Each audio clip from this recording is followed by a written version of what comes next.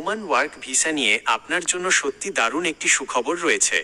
আপনি ঠিকই শুনেছেন, 2026 সালের কোরবানির ঈদের আশেপাশের সময়ে ওমানের ভিসা পুরোদমে চালু হওয়ার সব রকম প্রস্তুতি চলছে। 2023 সালের অক্টোবর থেকে বাংলাদেশিদের জন্য সব ধরনের ভিসা বন্ধ থাকার পর সম্প্রতি ওমান সরকারের উচ্চ পর্যায়ের সাথে বাংলাদেশ সরকারের সফল বৈঠকের পর এই নতুন আপডেট এসেছে। নিচে ওমান কাজের ভিসার একদম সর্বশেষ পরিস্থিতি ও আপডেটগুলো তুলে ধরা হলো। ওমান ওয়ার্ক ভিসা 2026 প্রধান আপডেট সমূহ। মার্চ এপ্রিল থেকেই প্রক্রিয়া শুরু।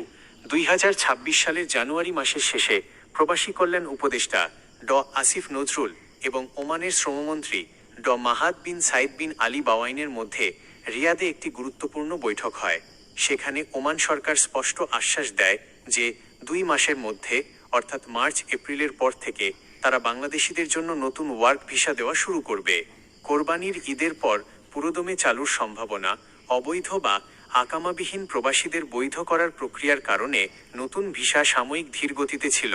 বর্তমানে পরিস্থিতি স্বাভাবিক হওয়ায় কোরবানির ঈদের পর থেকে সাধারণ ও দক্ষ সব ক্যাটাগরির ভিসার গতি আরও বাড়বে। 12টি ক্যাটাগরিতে অগ্রাধিকার। ওমান সরকার প্রাথমিকভাবে দক্ষ এবং টেকনিক্যাল পেশাজীবীদের অগ্রাধিকার দিচ্ছে, বিশেষ করে চিকিৎসক, নার্স এবং ল্যাব টেকনিশিয়ান, ইঞ্জিনিয়ার ও আইটি বিশেষজ্ঞ।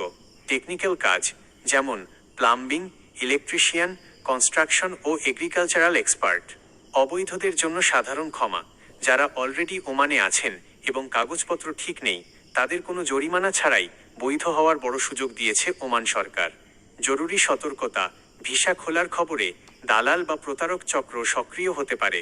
ওমান যাওয়ার সরকারি খরচ সাধারণত 4 থেকে 5 লাখ টাকার আশেপাশে হয়ে থাকে।